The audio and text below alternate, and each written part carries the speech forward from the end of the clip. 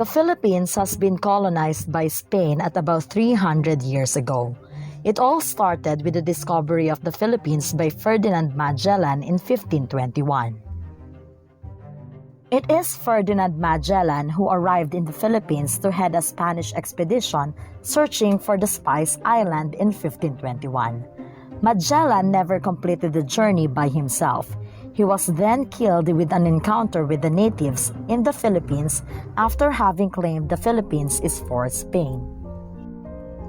Magellan's arrival introduced Christianity in Cebu.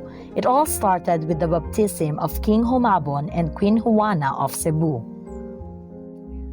However, Magellan's plan to claim the whole Philippines for Spain encountered a stiff resistance from the other natives, particularly from Lapu-Lapu, the chieftain of the neighboring Mactan Island, in what is known